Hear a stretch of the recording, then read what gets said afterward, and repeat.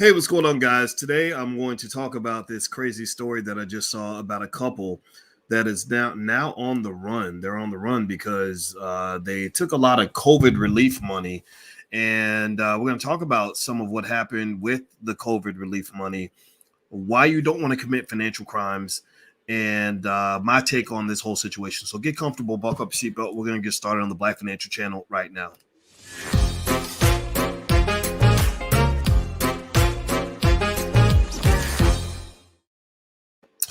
Hey, what's going on, guys? Welcome to the Black Financial Channel. That's theblackfinancialchannel.com. My name is Dr. Drboycewatkins. I'm your friendly neighborhood finance professor. On the Black Financial Channel, we talk about Black economics and Black wealth every day, sometimes as much as 10 times a day, under one condition. The condition is that you must be Black first. Black first means we put our community first.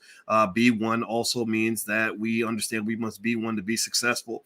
B1 also means that we will be number one when it comes to putting our kids ahead of the curve when it comes to economics and everything in between. So if you agree with that philosophy, put a hashtag B and the number one in the chat. Put the hashtag B and one in the chat. So I want to talk to you guys about this crazy story that I was just reading, and it struck a chord with me because I think that it gives us an opportunity to talk about all the financial things that were done wrong during the pandemic. And this story, Andrea and Black Raza and Takesha, it has to do with this couple. The couple's actually white. They're not even Black people, but I thought the story was really interesting because I think it kind of gives us a chance to really talk about how money's viewed in America, how financial crimes are viewed in America, and everything else. Now, this story involves a couple, and the couple's name is Richard Ayvazyan and his wife, Marietta Terabelian. So they don't sound American, but then again, I don't know what an American name sounds like. There's a lot of immigrants here. And apparently, they allegedly basically took a bunch of COVID relief money and ran off and literally abandoned their three kids. They had three teenage kids and they abandoned their kids because they have both been sentenced for these federal financial crimes. And I'm gonna read a little bit from CNN about this story, and then I'll kind of give you the Dr. Boyce breakdown on this. It says Richard and his wife Marietta, I told you guys know I can't pronounce their last names, were facing prison for their role in a massive COVID relief fraud scheme when they cut off their electronic tracking bracelets and fled their California home, abandoning their three teenage children. They left a typewritten note for their kids, ages 13, 15, and 16. "We will be together one day," it read, according to their attorney. "This is not a goodbye, but a brief break from one another." This was late August. Almost 3 months later and 5 months after their convictions in June, the couple has still not been found. The FBI is searching for them. That didn't stop a judge this week from sentencing the couple in absentia to 6 years in prison, to 17 and 6 years in prison, respectively. So I think the husband got 17 years, the wife got 6. Prosecutors said that they and others carried out a scheme to steal more than $20 million in relief funds intended for small businesses during the pandemic. Quote, "The defendants used the COVID-19 crisis to steal millions of dollars in much-needed government aid intended for people and businesses suffering from the economic effects of the worst pandemic in a century." So there we go. That's what happened with this couple. That's what they're in trouble for. It's bad, right? There's no defending, criminality. Don't do what they did. That's the given part. That's the obvious part. That's the part anybody could break down for you right now. But let me just give you a little bit of Dr. Boyce, Uncle Boyce perspective on some of this. First things first. First thing you should understand is that the worst crime in America to get in trouble for is a financial crime. With financial crimes, you get into things like wire fraud and these federal crimes. And then it goes federal and they have mandatory minimums and they send people to prison for a long time for things that involve the misappropriation of money. In some cases, it's a matter of somebody just doing one little thing and next thing you know, they got 20 years in prison. Happened a lot to a lot of Black people when it came to drugs. Like if you were transferring dope interstate and your grandma was making phone calls for you as the secretary, they're going to lock you and your grandma up on a RICO charge and charge you with all these federal crimes. Because we live in a country where money matters more than human life, right? You can get more time for a federal crime, a financial crime, than you would for an actual physical crime, harming somebody, beating somebody up, killing somebody, whatever. That's the first thing, right? Second thing that's interesting about this is that when I read about this couple, and how this couple took the COVID relief money. Let me read a little bit about what they did, and then I'm going to talk a little bit about just how much of a shit show the whole COVID situation was. During the pandemic, money was kind of flying everywhere because the Fed was basically under this belief that if you throw out a bunch of money out there, that it's going to make the economy better, which it didn't. It just created a bunch of inflation. And you're seeing inflation right now. Give me a yes or no if you've noticed in the news all the talk about inflation and how inflation is now the new bear that we've got to deal with in our economy.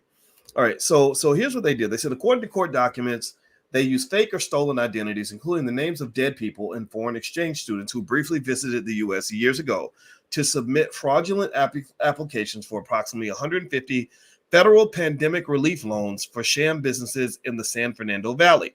To support the fraudulent loan applications, they submitted fake identity documents along with falsified tax forms and payroll records to lenders and the SBA, Small Business Administration, federal prosecutors said. The couple, along with Ayvazyan's brother and 5 co-conspirators, used the money to buy mansions in 3 Southern California cities, Tarzana, Glendale, and Palm Desert, along with gold coins, diamonds, furniture, luxury watches, and a Harley-Davidson motorcycle, prosecutors said. When they were convicted, they had to forfeit 3 houses and the luxury items along with bank accounts and approximately $450,000 in cash. When our nation was at its most vulnerable, these individuals thought only by lining their own pockets, et cetera, et cetera, et cetera. Okay, so we can agree what they did was not legal, right? You shouldn't go fill out loan applications with the names of dead people, right? Obviously. Here's what I think is interesting, though. This particular situation reminds me of when you had that riot at the Capitol, right? When all those Trump supporting hillbillies decided to show up at the Capitol building and run up on the Capitol building, and crazy things happened because of that. I didn't see that whole incident the way a lot of people saw it. Somehow, like the media, they screw up everything. Like they're like, oh, this is a white supremacist riot. I didn't see anything white supremacist about it. It was a Trump supporter riot, but I didn't see them there to beat up black people. They were there to beat up their congressmen. That's very different from, how they might feel about black people. That's neither here nor there. But the other thing about that was really interesting, and tell me if you noticed, if you thought about any of this. I was sitting here thinking, wait a minute. Okay, so the United States has the most expensive military in the world, and the Pentagon's right down the street. And you got thousands of soldiers and aircraft and everything else and all kinds of crazy weapons that you can use to defend the most important buildings on American soil. Why couldn't you defend the Capitol building on that day? How did a bunch of, poorly armed rednecks with no coherent attack strategy get into the Capitol building, right? What do y'all think was going on with that? What do y'all think happened in that situation? What do you think? Do you think that they just, overpowered America's military and got into the building? What do y'all think? Give me like in a couple of words, like what your thoughts are on this. Yeah, because here's the thing. Okay, I see it. Yeah, they let it happen. There we go. There you go. I think they let it happen. I really think they basically, here's what I believe that they did. And again, people make fun of me because they think I'm a conspiracy theorist, but I'm not a conspiracy theorist. I'm just a guy who thinks that the media is full of crap. They're not always full of crap, but I think they always have an agenda. I think that what they did was they put cookies they put a stack of cookies on a tray in the kitchen, and then they left the door wide open so that everybody would smell the cookies. And then they let them barge through the door to get the cookies. And then they said, you're a cookie thief. I think it was a type of entrapment. I think that it was all a setup. It was a setup. You can't tell me that we don't have the ability to defend the most important buildings on American soil. How in the hell did a bunch of toothless rednecks who are relatively unarmed bust into one of the most secure buildings on American soil?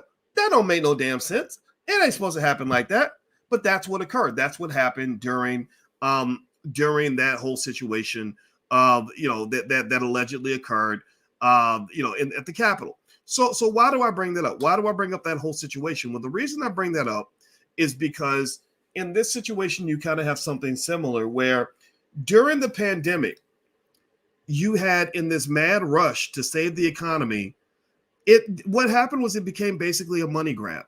It became a wide open money grab where wealthy people were able to get richer and get more access to money because, as Rahm Emanuel, Obama's chief of staff, always said, he was former mayor of Chicago. He said, "You never waste a good crisis. A good crisis is a good opportunity for you to get what you want." Right? So effectively, what happened during the pandemic was that you had people in the Fed, in the Treasury. This is, pay attention now. They always play their games in the middle of chaos. Like it's like, if I really want to pickpocket you and I'm in a room full of people and I want to pick people's pockets, you know what I'm gonna do? I might shoot my gun in the air and I might turn my lights off and shoot the gun in the air, right? Like, so the lights are out, can't nobody see, the gun's shot in the air, everybody's panicking. That's when I'm strategically going and picking people's pockets, right? So effectively, during the pandemic, a lot of pockets got picked because everybody was too busy panicking. So with this whole situation, I'm not sitting here saying that what this couple did, I mean, what they did was terrible, right? They filled out these false loan applications. They abandoned their kids when they were, so they wouldn't have to go to prison. All that's inappropriate. All of it is an absolute no-no.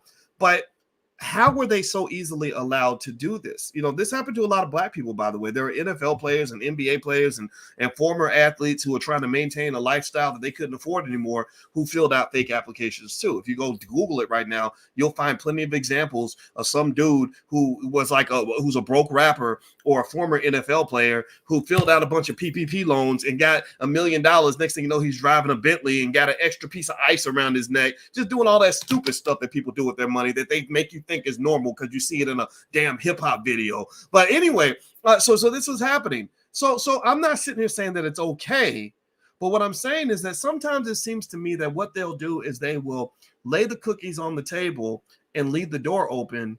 And then when you say, "Oh, well, ain't nobody guarding these cookies, let me go here and grab a couple, I am kind of hungry," then they catch you, arrest you, give you life in prison as a cookie thief. When really, maybe they could have saved you from yourself by making it harder for you to get into the house to take the cookies. It was not hard for people to come in and get PPP loans.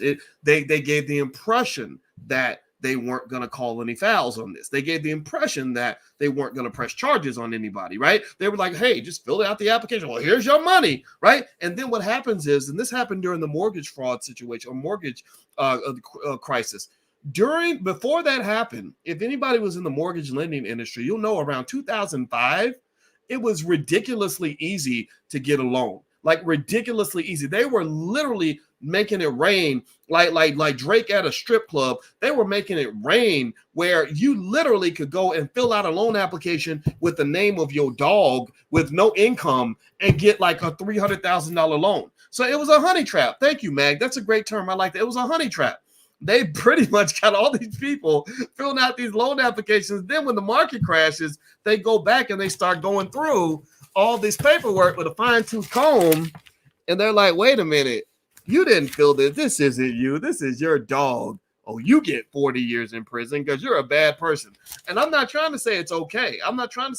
But what it is that sometimes they will give you the impression that the regulatory environment is different from what it actually is, or they will go back retroactively and shift the regulatory environment and suddenly scrutinize your behavior in a way that they did not scrutinize it before. They do the same thing in the crypto market too.